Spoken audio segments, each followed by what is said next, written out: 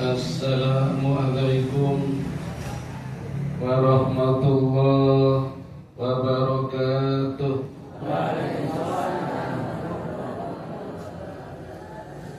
Monggo Bapak Ibu, kita awali saja pengajian jelang berbuka dengan bersama-sama membaca surat Al-Fatihah.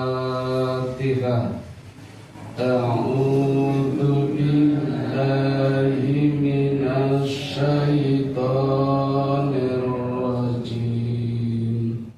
Bismillahirrahmanirrahim. Alhamdulillahi rabbil alamin. Ar-Rahman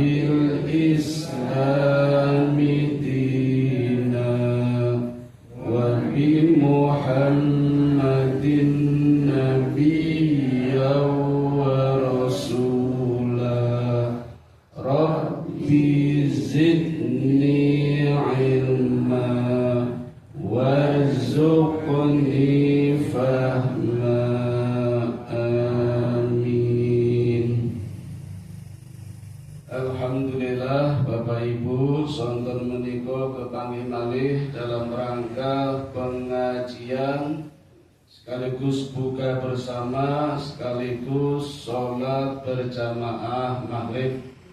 Dan Alhamdulillah hari ini kita sudah memasuki puasa hari yang ke itu nih. Berapa Kamis mulai ini?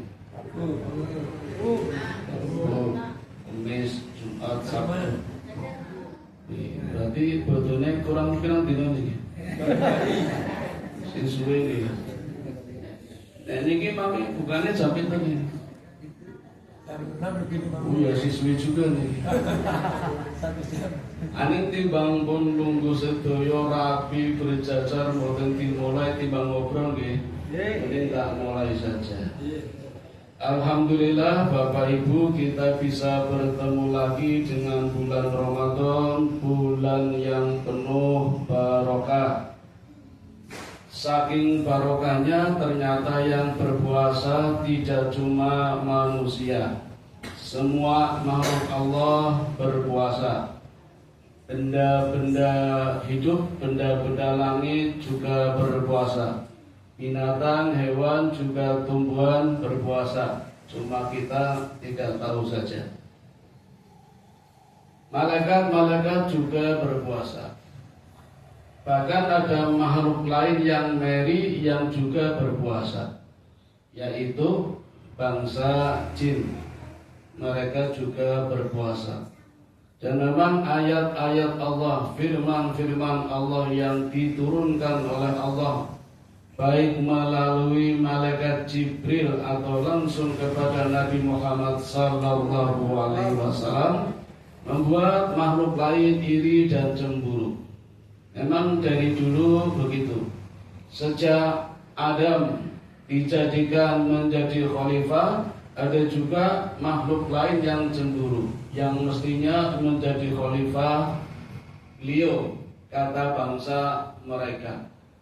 Maka di berbagai ayat diawali dengan beliau dulu, baru manusia. Misalnya, ya ma'syarul jinni wal insi, wahai bangsa jin dan manusia. Yang disebut jin dulu, baru manusia. Wa ma khalaqtul jinna wal insa illa liya'budun. Dan tidak aku ciptakan jin dan manusia, jin lagi duluan, baru manusia. Minal jinnati wanas, dari golongan jin dan manusia, selalu jin dulu, baru manusia. Memang penciptaannya duluan jin, baru manusia. Maka mereka iri, makhluk datangnya belakangan, ragil, tapi mendapat keutamaan, mendapat barokahnya dari segala perintah yang Allah turunkan. Masa aku tidak? Mungkin kata mereka begitu. Sehingga Bapak Ibu, layaknya manusia, mereka juga memiliki sifat-sifat seperti manusia. Bahkan Bapak Ibu, mereka di satu sisi, di dimensi lain kadang merasa lebih daripada manusia, merasa lebih mulia daripada manusia. Hal ini bisa kita ketahui ketika Allah hendak menjadikan khalifah, mereka protes. Apalagi ketika diminta sujud, usjudu li Adam, sujudlah kepada Adam. Maka semuanya sujud kecuali iblis tidak mau sujud. Merasa bahan penciptaannya saja lebih mulia daripada manusia. Kan manusia cuma diciptakan dari tanah, sedangkan aku, kata iblis, diciptakan dari api. Api yang sangat panas, api yang menyala-nyala, api yang tanpa asap, atau api yang membara. Jadi bara apinya, bukan apinya, tapi bara apinya, gejolak apinya, reaksi kimianya, yaitu energi. Maka makhluk yang satu ini sesungguhnya dibuat dari energi. Jadi kalau Quran menyebutkan jin itu dibuat dari api, sesungguhnya bukan bahan apinya, tapi reaksi kimianya, gejolak apinya yang membara. Itulah bahan bakunya jin. Maka jin merasa lebih mulia daripada manusia yang diciptakan dari 6 macam tanah. Ada tanah liat yang namanya solsolin, kemudian lumpur hitam, hamain, terus saripati tanah, solsolin, terus kemudian tanah gembur, turab, tanah tembikar, solsolin kalfahor, dan yang terakhir tanah kering yang melapuk, namanya tulit ladi. Itu 6 bahan baku manusia dicampur-campur, diaduk dalam 6 masa, jadilah manusia. Jin merasa di atas angin, aku lebih unggul daripada manusia. Kenapa harus sujud kepada manusia? Itu bangsa jin. Tapi dalam penilaian Allah itu termasuk kesombongan. Padahal kalau diminta sujud, mungkin tidak sujud seperti sholat, hanya penghormatan saja, monggo, paling seperti itu. Tapi jin tidak tahu. Tahunya diminta sujud, maka menolak terang-terangan, tidak mau, enggan. Maka disitulah letak kesombongannya. Dan ini pelajaran buat kita, siapapun yang sombong akan jatuh juga. Jatuh dari tempat yang tinggi menuju ke tempat yang rendah. Banyak yang menafsirkan jatuh dari surga menuju ke bumi.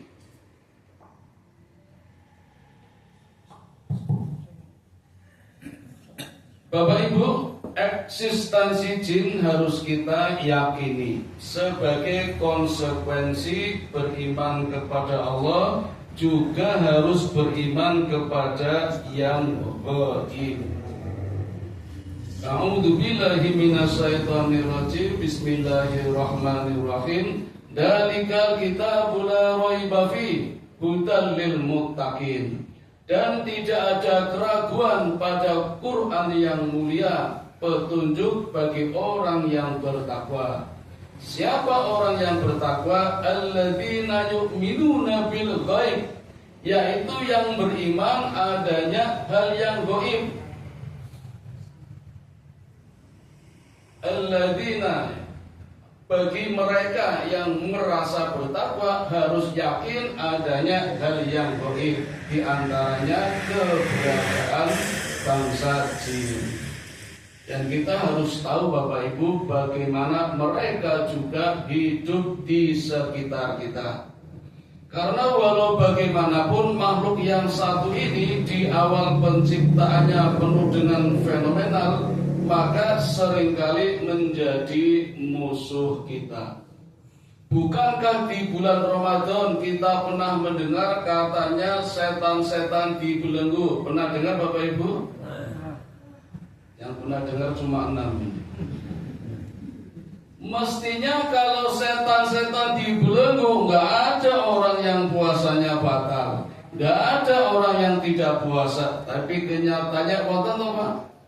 Caranya setan dibelenggu ini nyatanya ono sing ora poso, ono sing batal, bermunculan warung makan hantu.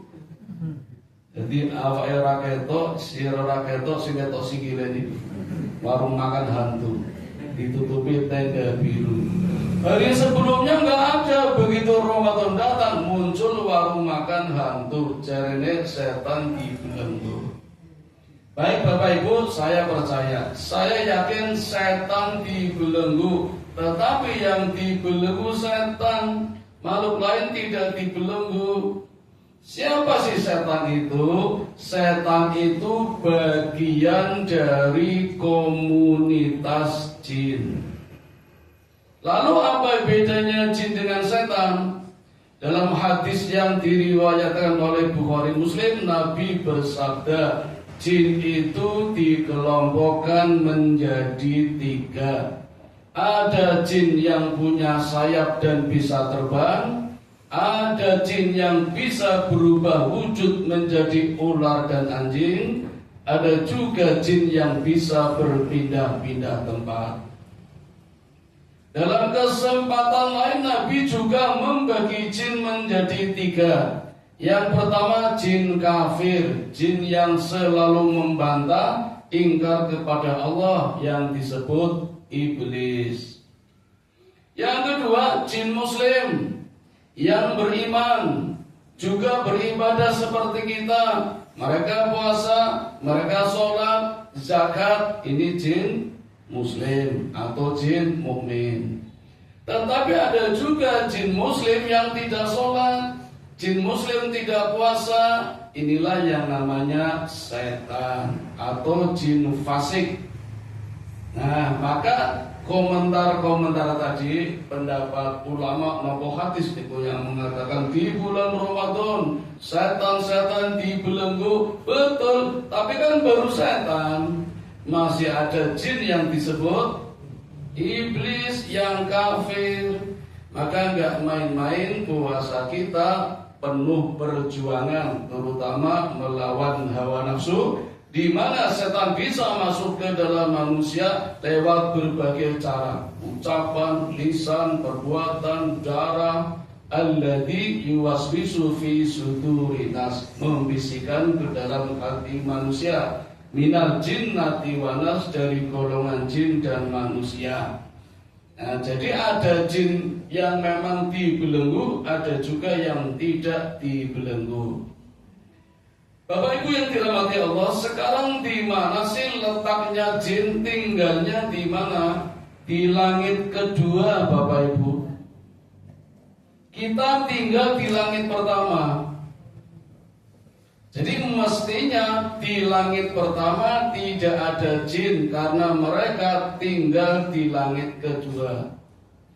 Dari langit kedua jin tidak bisa pindah ke langit satu, tidak bisa, kecuali ada panggilan.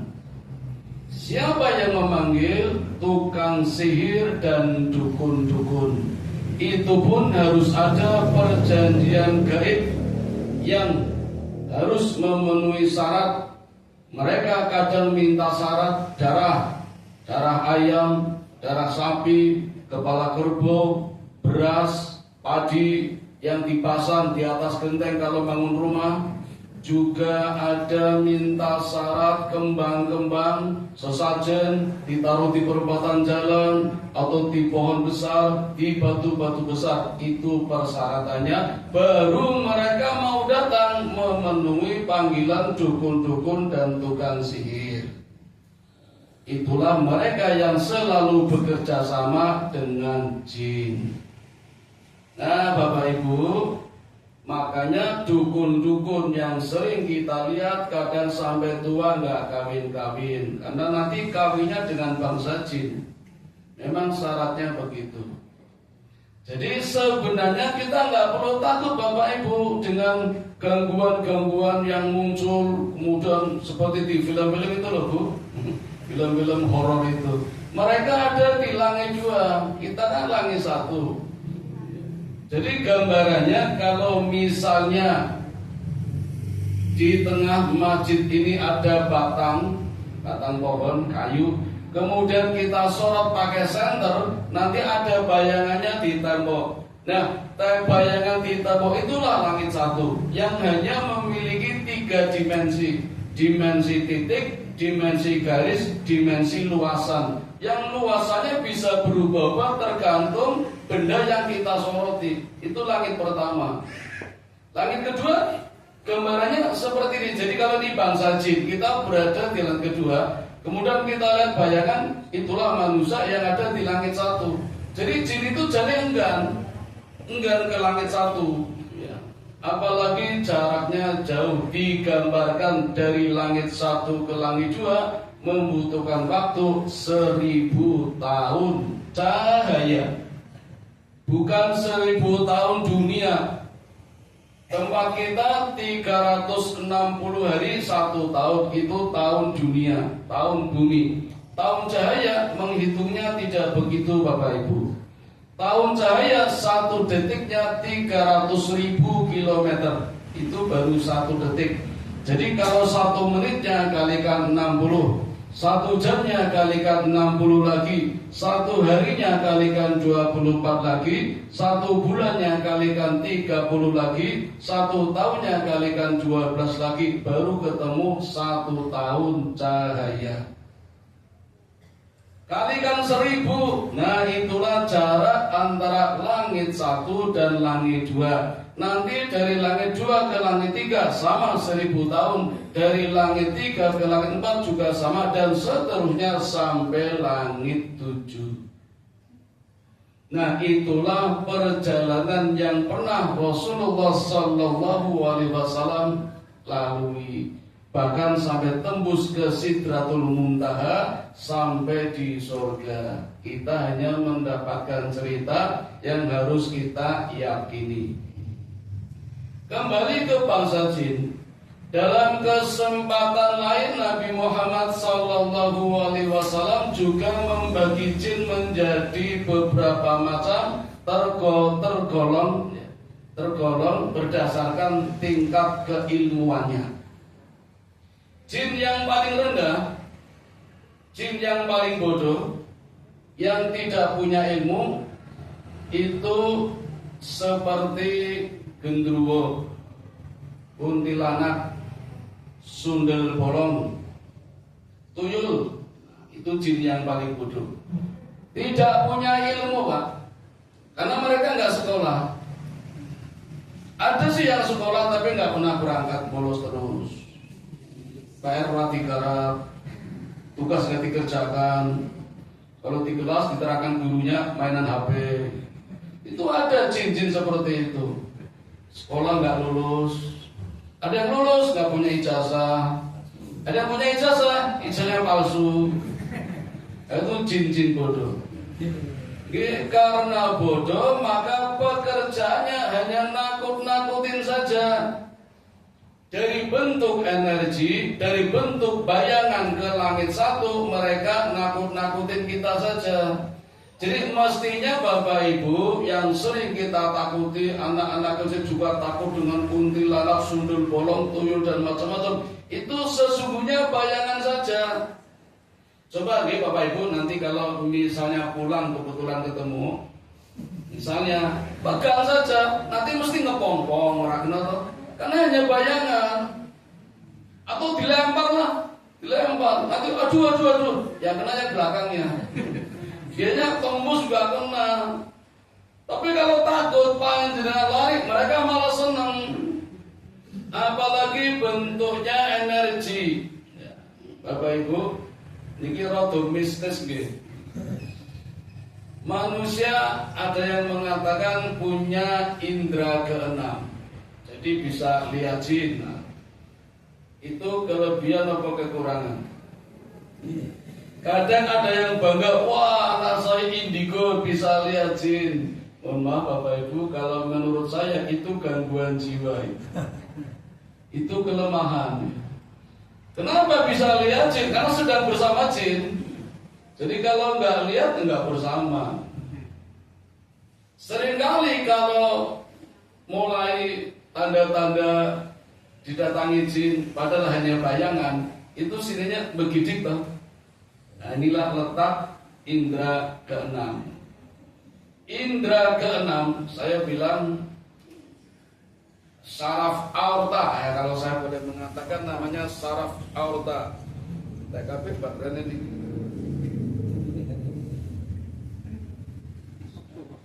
Ya usah nggak Bapak ya, masih dengar nih Bapak Ibu nih. Saraf aorta.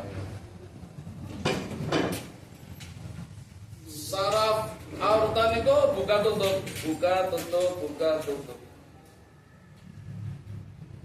Ketika saraf terbuka, ini bisa menangkap sinyal energi, bisa menangkap, Pak. Maka kadang ada orang bilang saya bisa lihat. Nah, bentuknya apa? Tergantung sinyal yang kita tangkap.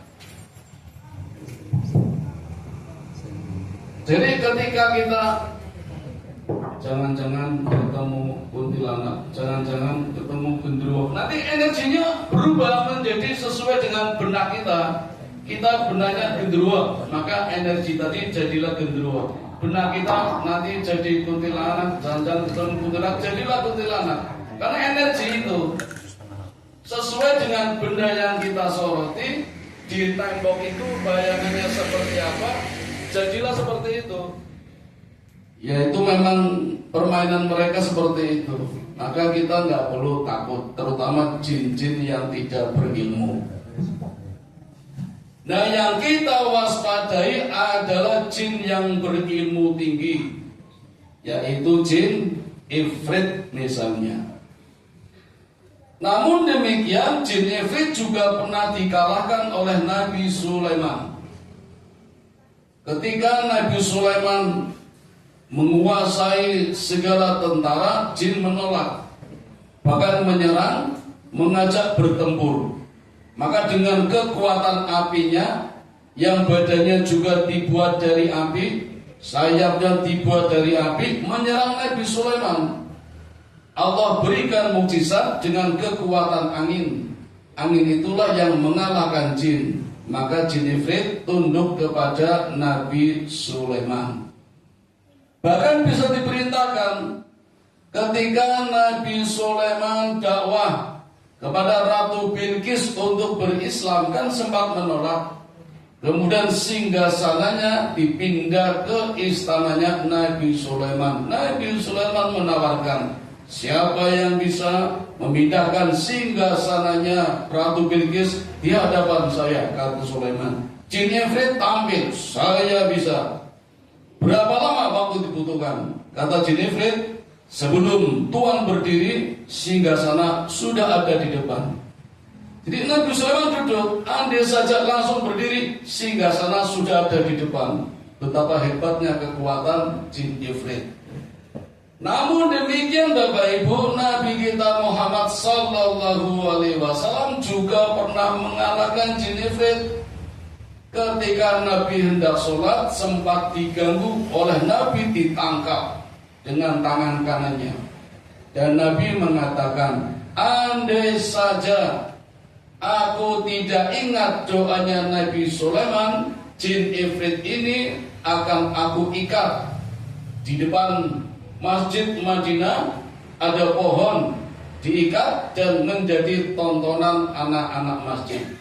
Untungnya Nabi ingat doanya Nabi Sulaiman. Kalau Nabi Sulaiman dulu pernah berdoa, ya Allah, berikan kekuatanku untuk menguasai jin yang tidak diberikan kepada umat setelahku.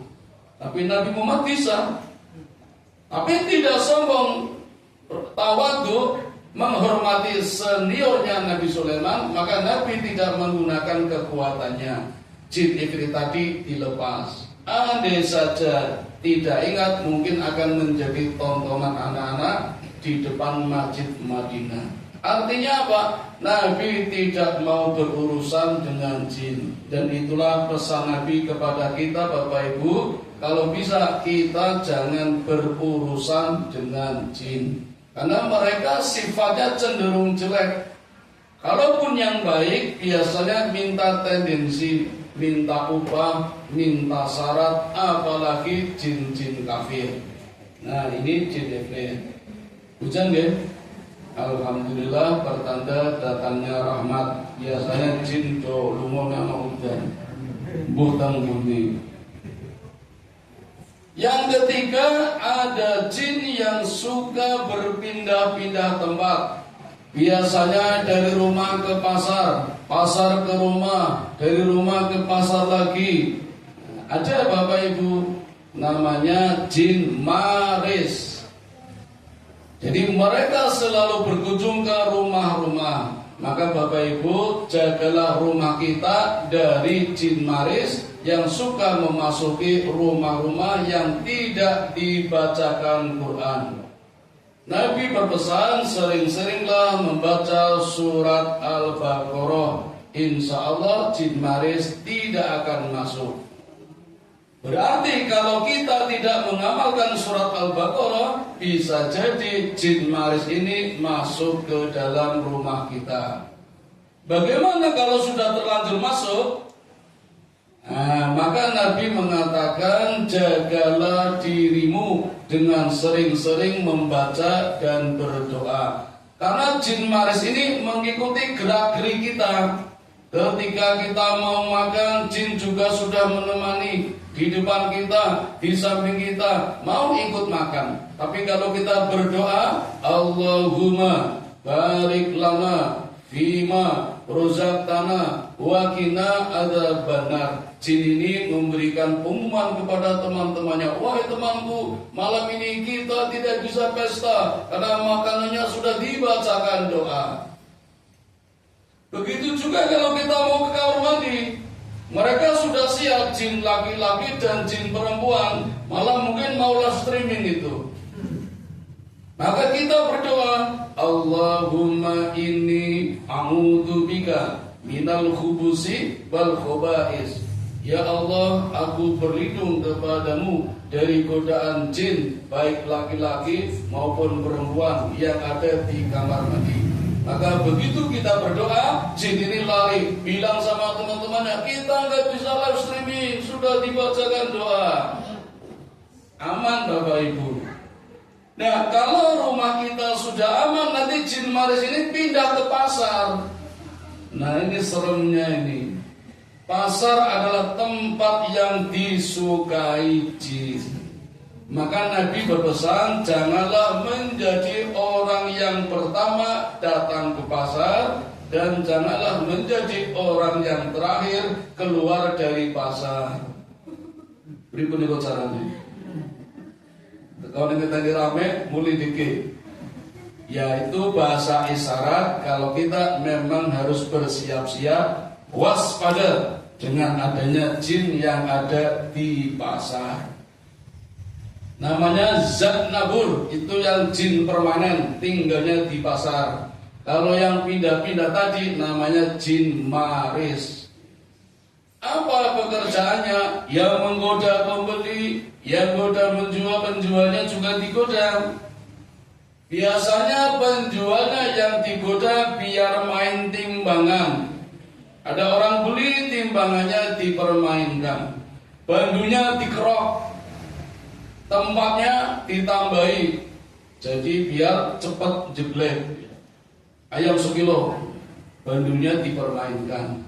Itu yang digoda penjualnya.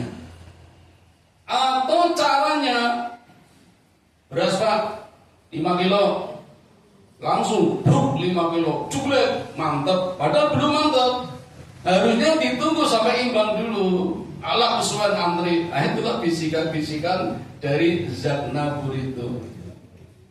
Pembelinya juga bisa, jangan dikira pembeli nggak digoda. Bu, tumbas wortel 20 kilo, dibungkus dari 20 ya. Mangkel betul itu. Yang mangkel tuku wortel 20 kilo, jaluk di plastik sekilo dari 20 ngetake plastik. Plastik siji teng Indomaret 200 perak lho Bu. Kadang kalau beli di Indomaret ditanya pakai plastik enggak, itu jebul bayar siji 200 perak gitu. Nah 10 wis 2000 gitu. Nah itu godaan-godaan zat nabur. Atau cara ngenyangnya. Niki peleme pinten ya Pak sekilo? 20. 5.000 nggih. Wah. Ngejak gelut ini. Saya dulu tiap malam sering mendengarkan radio Bapak Ibu yang memberitakan harga di tiap pasar. Cabai rawit keriting, kol gepeng, wortel tanpa daun. Sani kita sih teman-teman. Saya dulu sering ngapalkan, paginya di pasar tak praktekan itu. Tuku karo simba-simba bah, cabai rawit bah, pinten sekilo. Tak nyanyi modelnya ngaten itu. 2.000 nggih simbahe ngamung-ngamung. Aku lo ngomong, ane radio 2.000, ya kono tuku nang radio. Oh simbahe pinter iki. Ane kok ngujak gelut, ana sing ora tadol, ujare tidul. Nyanyi itu bisikan-bisikan mereka. Zat nabur. Untuk kelas yang lebih tinggi, pasarnya tidak cuma pasar-pasar yang tradisional. Pasar-pasar online itu sudah banyak penipuan, hati-hati kalau tidak waspada. Kadang pesanannya tidak sesuai. Kacamata bening, ternyata yang datang kacamata budak. Katanya bisa dipakai dengan segala ukuran, plus minus sama aja, ternyata nggak bisa dipakai. Malah kadang diiming-imingi kacamata murah 50.000, hadiahnya emas 24 karat. Ternyata betul Pak, emas tapi bukan 24 karat, karaten. Ya tipu menipu. Memang sih ada yang aman gitu, kayak Shopee ini nggak promosi, bisa ada inboxing apa itu. Nanti kalau nggak sesuai kembalikan. Yang lain nggak ada jaminan. Itu makanya ada sebagian yang berpendapat bisnis online itu tidak halal karena banyak unsur penipuannya. Ada yang berpendapat seperti itu, tapi ada juga yang kalau sudah aman ya aman-aman saja, nggak apa-apa. Beli bensin di SPBU, jangan dikira mereka kadang ada permainan digitalnya, semprot-semprot berbusa, itu belum penuh. Tapi menyentuh panelnya maka kelihatan penuh padahal belum penuh. Harusnya pelan-pelan tur. Ala kesuwan sing ngantri oke. Jadi crot itu. Tiap SPBU crotnya beda-beda itu. Ya, semakin kencang crotnya semakin banyak kecurangannya. Kalau dihitung lagi nggak penuh itu. Nah, sekarang ada model lagi ngisi sendiri. Contoh ya, pom bensin Lampuyangan Wetan Jembatan Layang, pom bensin Tegalrejo itu ngisi sendiri. Tapi foto nih Bang. Di satu sisi menurut mereka baik karena orang-orang nggak percaya kalau ngisi dewe.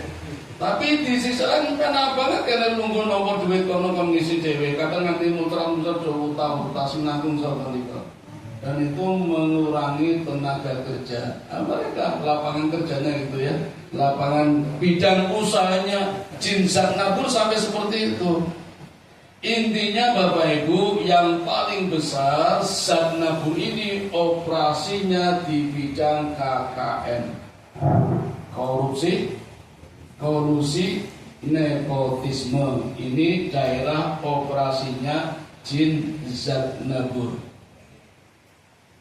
Ada juga jin yang suka, yang tadi saya sebutkan, bekerja sama dengan dukun-dukun. Tadi belum tak sebut namanya. Namanya jin kul. Jin kul. Di orangnya jinnya kul. Kul itu dingin gitu. Tapi sukanya bekerja sama, minta syarat. Dan ini sudah merajalela tidak cuma di Indonesia. Di Makkah saja Bapak Ibu, ada tim pemburu hantu. Seperti di Indonesia. Cuma Indonesia komersial, dibikin konten, di video, di televisi, biar laris. Sana tidak, betul-betul karena banyak wanita-wanita Arab Pak, yang sekarang tidak terima kalau pimpinan keluarganya laki-laki. Jadi kecenderungan sekarang wanita Arab pengen menguasai rumah tangganya, kemudian bekerja sama dengan jin. Dan jin ini minta syaratnya Quran ditetesi darah mennya wanita itu. Wah, ini Arab mulai ramai nih. Cuma nggak dengar karena kita beritanya yang santerkan MBG itu. Jadi tertutupi. Mereka kerjasama dengan jin ini. Nanti dibuang di toilet. Pakai Quran loh Bapak Ibu. Lembaran-lembaran Quran. Ini sedang diburu oleh pemerintah Kerajaan Arab Saudi, membentuk tim pemburu jin mengatasi permasalahan kasus seperti ini. Ini di Arab. Bagaimana dengan di negara kita? Jangan-jangan banyak pejabat-pejabat yang bekerja sama dengan jin agar awet jabatannya. Naudzubillah min dzalik. Kemudian ada jin lagi khusus wanita ini. Namanya Ummu Suban. Bukan Nisa Sabian, bukan. Ummu Suban. Jin ini jin perempuan. Siapa yang digoda? Targetnya anak kecil dan wanita hamil. Kapan mereka datang ke rumah? Biasanya setelah habis asar sampai tengah malam.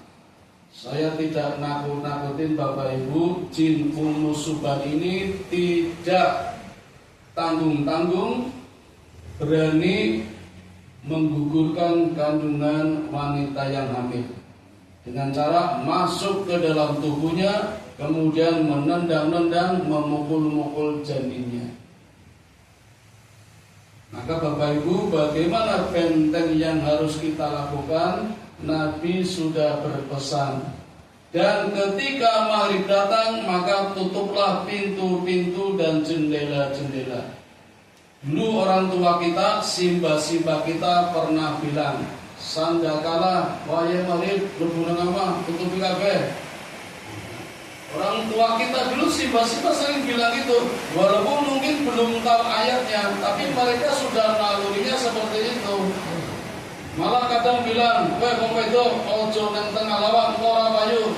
Pernah dengar nih? Allah, Mas. Sini enggak, Pak?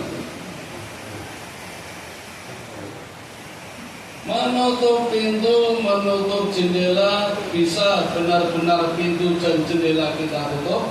Bisa juga kita tutup hati kita untuk menolak godaan tadi dengan bacaan-bacaan Quran. Kebiasaan orang dulu zaman kita mungkin belum ada listrik ya, cuma ada lilin, lampu teplok, maghrib datang terus doa tadarus. Sekarang sudah terang benderang, banyak lampu, TV banyak, LED, bahkan HP Nggak cuma satu orang satu, ada yang HP-nya dua, ini dua ini. Kadang nggak sempat tadarus, disuruh tadarus, nggak usah pakai Quran, kan di HP ada. Ya beda, pahalanya beda, perjuangannya beda. Kalau tadarus pakai HP, baru sebentar muncul iklan. Nunggu iklan kan? Atau ditutur lewati. Tadarus lagi, muncul lagi draksin, muncul lagi drakor. Insan ini mending drakor aja buka, lagi rame. Draksinnya itu yang menggoda. Jadi Bapak Ibu, coba kita kembali masa-masa lalu ketika orang tua kita berpesan, tutuplah pintu-pintu dan jendela-jendela agar umusuban tidak masuk. Ya HP matikan dulu, tadarusnya pakai Quran.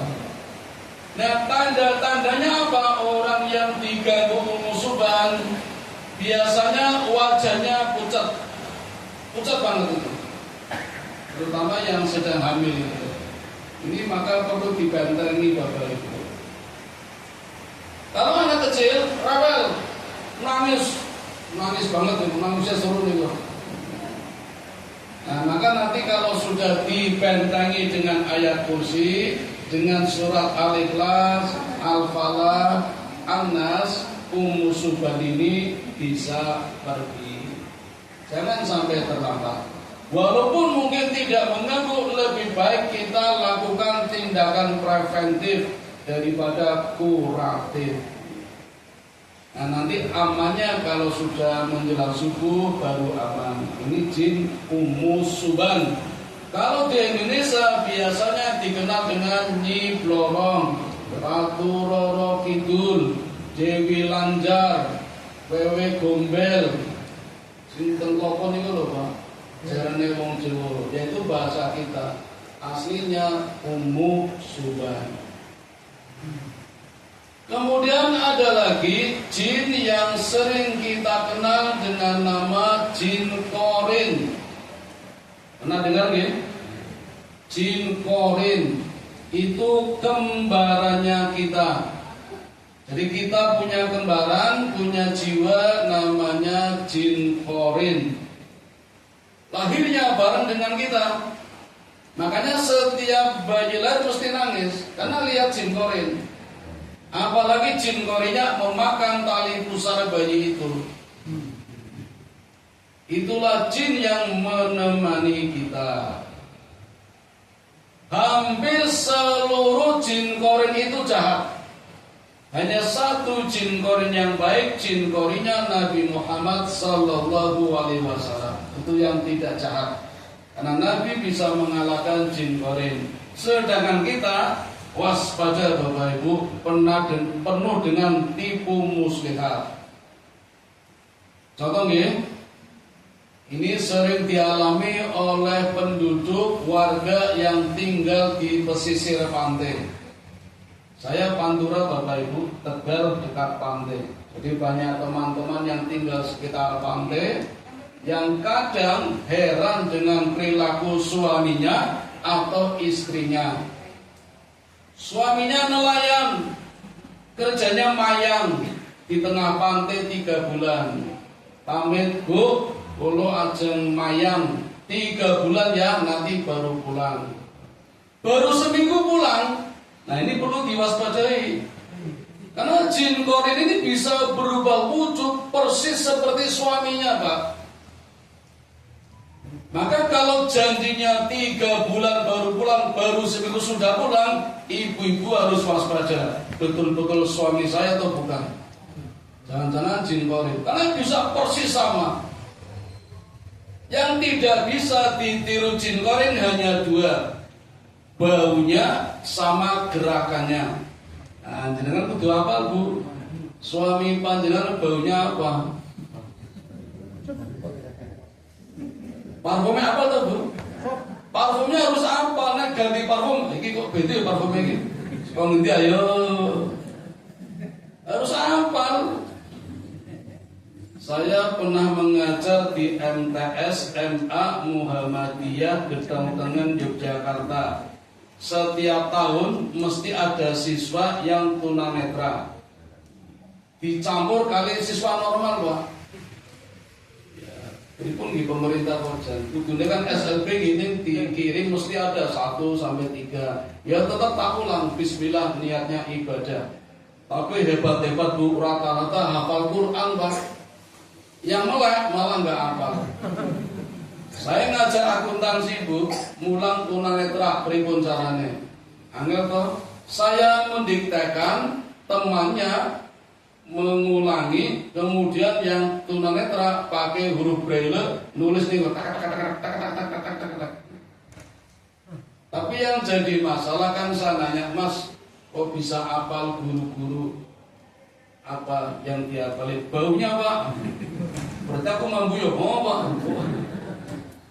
Mereka juga hafal uang, Pak, bisa bedakan uang 100, 20. Geretannya katanya beda itu loh. Dihapusi orang itu tenang. Yo dikira, oh ini 20.000 Pak, wow ya apa tenang ini, ada merem ini. Monggo ibu-ibu diapali nggih baunya garwane jenengan apa niku. Yang kedua gerakannya jenengan kudu apa? Jadi kalau tiba-tiba suami seminggu sudah pulang, waspada dulu. Ya paling aman sih membaca bismillah, syukur membaca Fatihah. Bismillah, nek tingkat keilmuannya lebih rendah, lari Bu langsung aman. Loh kok rasih itu ya Mas? Mulai, wah berarti bukan suami saya. Akhir Bismillah lunga Pak. Loh Bismillah kok lunga-lunga? Al-Fatihah. Lunga lagi. Orang lunga, diuji lagi, Yasin. Nanti lama-lama marah suaminya. Aku rumahnya kok Yasin deh. Oh ternyata asli suami. Monggo dilayani. Sama dengan jenengan, Pak. Istrinya pamit ajeng blonjo teng pasar Karangwalu. Sore Pak ya aku mborong oke dadi mulai sore. Pagi saja teko waspada, Pak. Jenengan kudu apal mambune. Mambu napa sama gerakannya. Itulah kehebatan jin korin. Akan mengikuti perilaku pemiliknya sampai meninggal. Nah kalau pemiliknya meninggal, terus jin korinya di mana?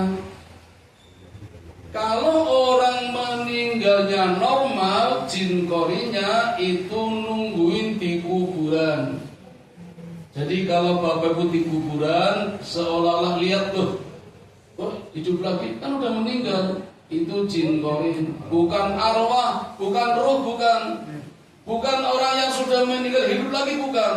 Bahkan rohnya bukan. Karena roh itu ada di langit 3. Roh yang banyak dosanya di langit 3. Langit 4, roh yang dosa dan kebaikannya imbang. Langit 5, roh yang banyak kebaikannya daripada dosanya. Dan langit 6 untuk roh suci yang tidak punya dosa. Itu tempatnya langit-langit. Dan langit 7 alamnya malaikat. Nah, jadi roh itu ada di langit 3, 4, 5, 6.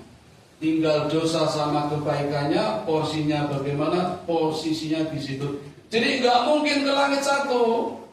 Jadi kalau di kuburan kita lihat, nah, Bapak Ibu, itu bukan roh, bukan arwah, itu jin korin. Itu saja pindahan dari langit 2 ke langit 1 dalam bentuk bayangan.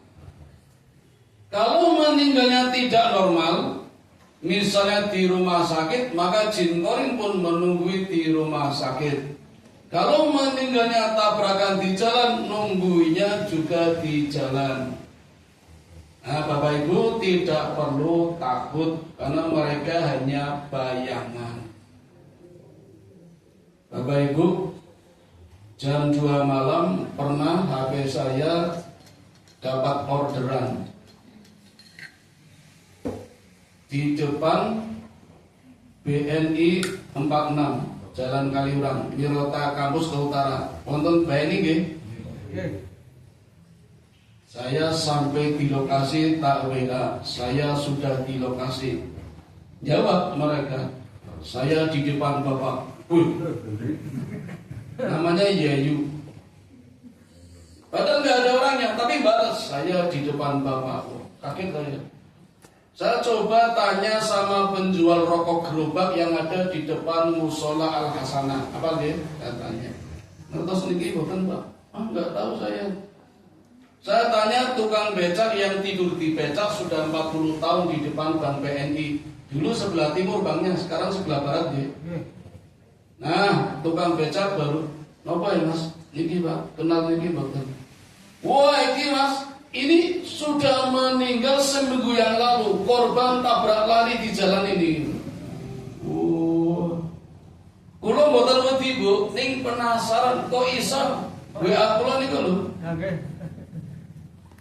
Maka pikiran saya mereka juga mengenal teknologi. Bahkan mungkin lebih canggih HP-nya daripada saya. Bisa WA saya. Saya malah nggak bisa. Saya hilang. Saya tak cari riwayatnya Pak hilang Pak. Jadi kalau mboten sakit pamer kali kanca-kancane. Nek kalau pamer orang dipercaya. Iki nek tak ceritani lho Bapak Ibu, orang percaya ora apa-apa. Saya nggak bisa menunjukkan nggak ada riwayatnya. Tapi saya ngalami itu. Kulo mboten kapok. Besok tak coba lagi Pak, karena penasaran. Jam 2 malam coba lagi. Ternyata ketemu lagi Pak. Tapi di sebelah baratnya Jalan Yasaranda Skip itu ada rumah sakit hewan Sumarwi. Nah di situ di perempatan. Jam 2 saya tunggu ini. Tiba-tiba dari timur jalan tapi lurus seperti pakai sepatu roda, pakai baju putih. Saya lihat semakin dekat, kurang 5 meter, tak tebut, wah tinggal dulu. Boten wedi Pak, kula wegah berurusan. Yang penting saya sudah membuktikan kalau mereka ternyata ada. Dan yang membuat penasaran saya, mereka ternyata punya teknologi yang lebih hebat daripada manusia. Ini yang saya alami Bu. Satu lagi, tapi ini cerita, saya diceritani. Kenapa ya? Pengen membuktikan nggak bisa lagi. Dengan tahu SMP Muhammadiyah Miliran, Muhdela, SMP Muhammadiyah 8 Miliran, sebelah utara Balai Kota. Apa ya? Jam 3 malam. Berhenti mobil di pinggir jalan dekat gang menuju Miliran, menghadap ke barat.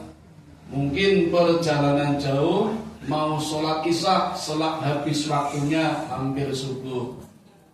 Baru saja mobil berhenti, didatangi orang simba-simba pakai sorjan blangkon, didodok kacanya. Nyun sewu Bapak, ngapunten parkirnya jangan di sini, menghadap ke timur saja. Baru saja mau mindah posisi mobil, tiba-tiba di depannya jalan gang Miliran tadi lewat banyak mobil itu, bus. Fortuner, Pajero. Gimana Bapak Ibu? Saya diceritani yang merinding. Ning ora wedi, cuma heran. Ternyata jalan Miliran itu kan makam tempat tembusnya. Itu jalan tolnya mereka Pak. Makanya bus, Pajero, Fortuner, Alphard itu. Ketoke pamer kali kula niku. Aku yo duwe Pajero, panas di Bonjero. Aku yo duwe Alphard TK. Jadi kesimpulannya Bapak Ibu, mereka juga tahu teknologi, punya juga lebih canggih daripada manusia. Cuma alamnya beda, langitnya beda. Mereka hanya bayangan saja. Nah, itu Bapak Ibu bermacam-macam jin. Kemudian detailnya lagi Bapak Ibu, mereka juga punya pasukan. Ya, mereka bekerja tidak sendiri, berkelompok-kelompok, ada pembagian tugas. Misalnya ada yang kita kenal pimpinannya namanya Saber. Pernah dengar? Simbah saya dulu bilangnya setan kober. Nah, itu aslinya saber, Simba bilangnya kober. Apa pekerjaan mereka? Merusak apa saja? Merusak tanaman, mitra popo, kalau liwat gratil tangannya, itu. Kelihatannya sepele ini. Sabar.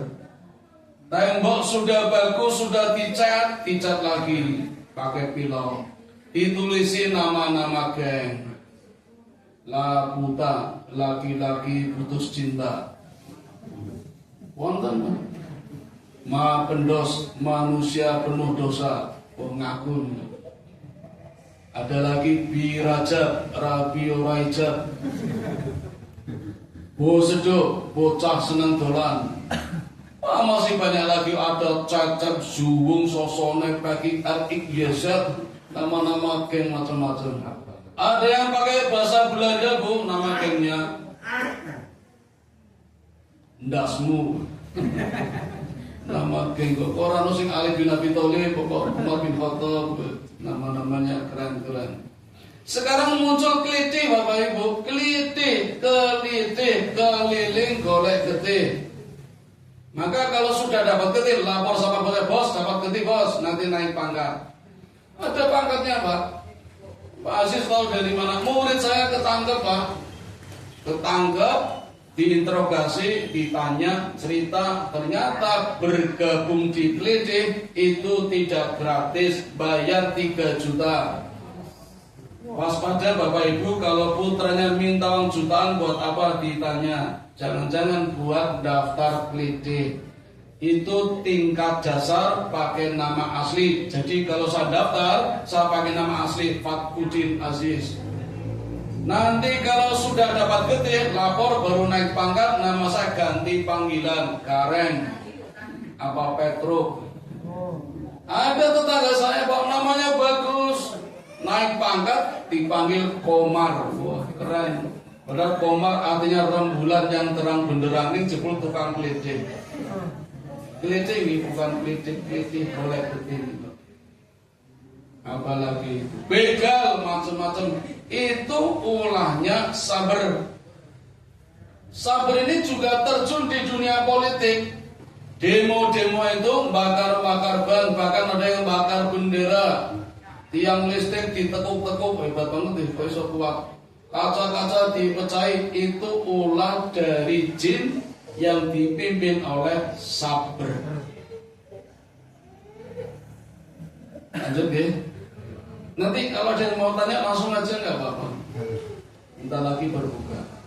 Yang kedua, yang kesekian kalinya nih, jin akwar.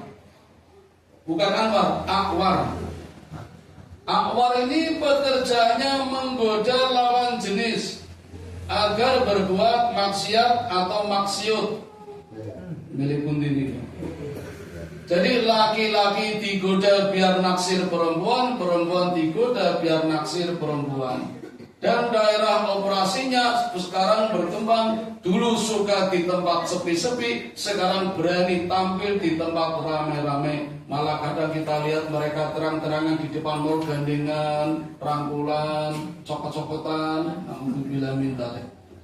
Itu pekerjaannya akwar. Apalagi sekarang ada HP. Dulu waktu zaman wartel aja ada tulisan SLJJ, selingkuh jarak jauh. Kasih kalian wartel bukan? Selingkuh jadi kebanggaan, helm aja ditulis selingkuh is the best. Maka tingkat perceraian Bapak Ibu di Jawa Tengah meningkat 20%. Gara-gara ujuk rayu jin namanya akwar. Berikutnya miswak. Sinten Pak?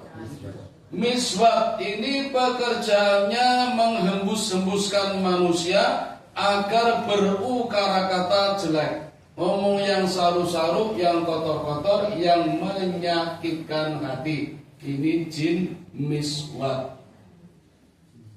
Allah berfirman di dalam Quran surah Luqman, waqsid fi masjika waqdud min sautika innal ankarul aswati la sautul hamid.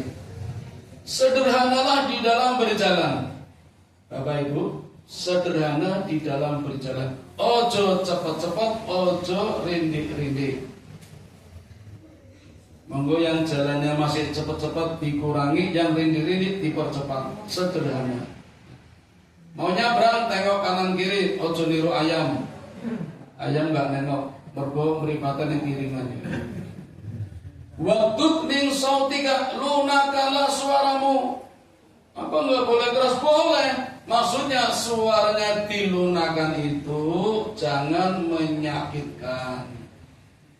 Innal angkarul aswati la sautul hamir. Sesungguhnya sejelek-jelek suara adalah suara himar, suara keledai.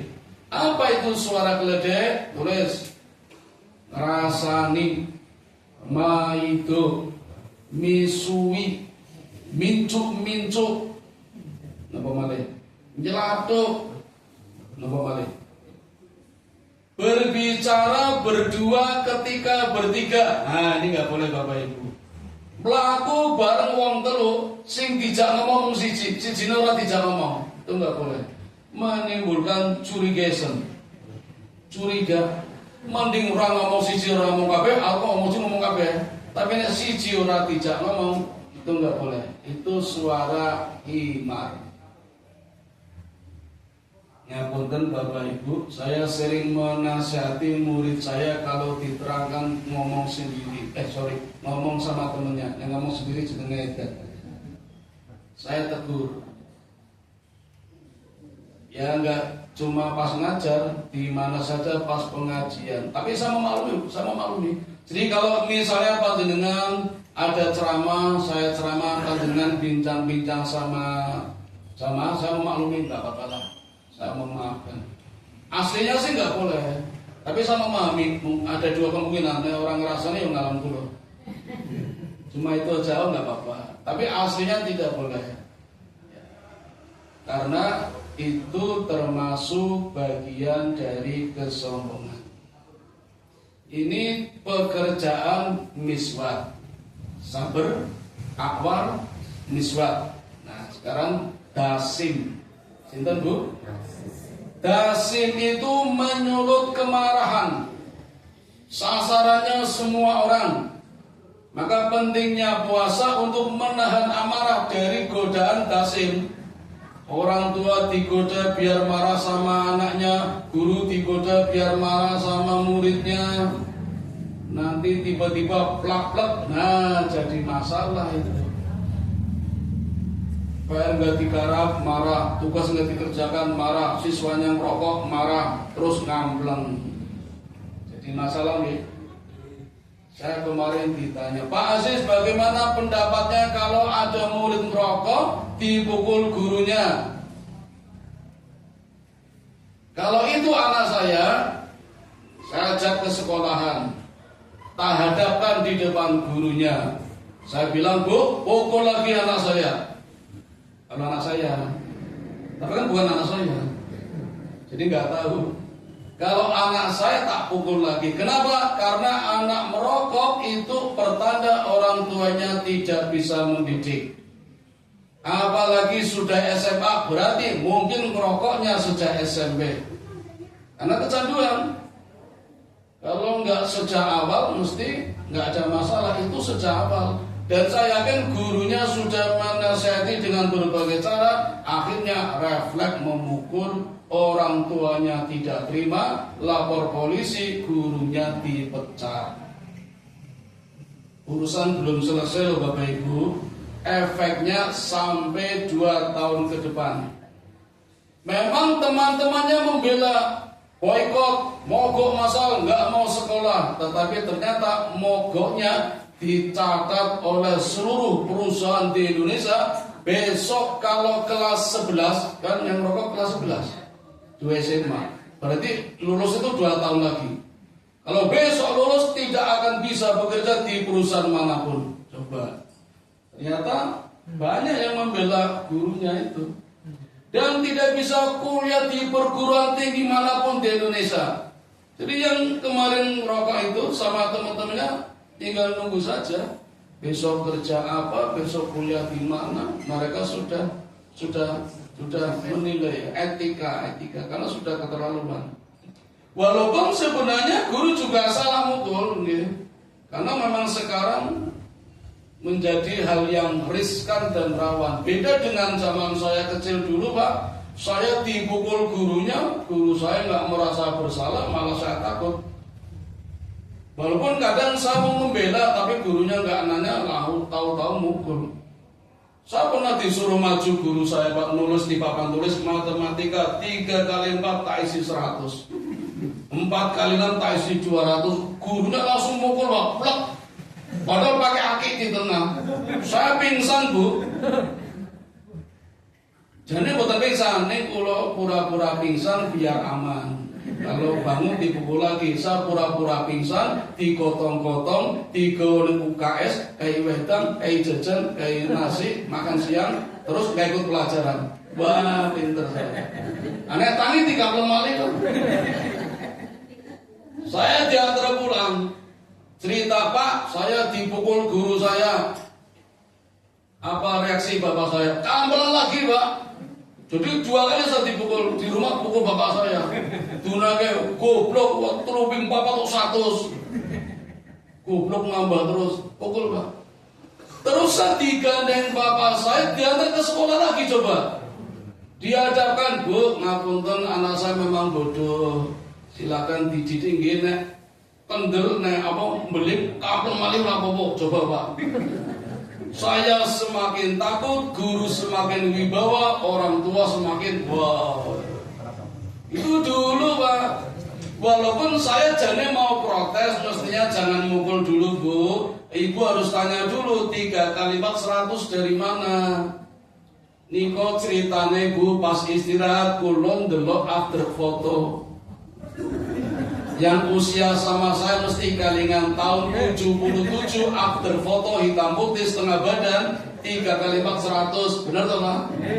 4 kali 6 200.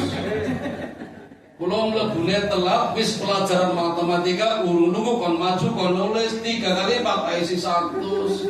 Konsone guyu kabeh. Gurune nasu pamplong semaput kulo. Ning biyen aman, Pak. Saniki ojo wani-wani. Apa? Punten nggih. Alhamdulillah Bapak Ibu sudah saatnya berbuka. Mari kita batalkan puasa kita dengan berdoa. Bismillahirrahmanirrahim. Allahumma laka sumtu wa bika amantu wa ala rizkika aftartu bi rahmatika ya arhamar rahimin. Nomor berbuka. Saya cukup sekian, mohon maaf kalau ada kesalahannya, mudah-mudahan ada manfaatnya. Subhanakallahumma wa bihamdika asyhadu an la ilaha illa anta astaghfiruka wa atubu ilaik. Assalamualaikum warahmatullahi wabarakatuh.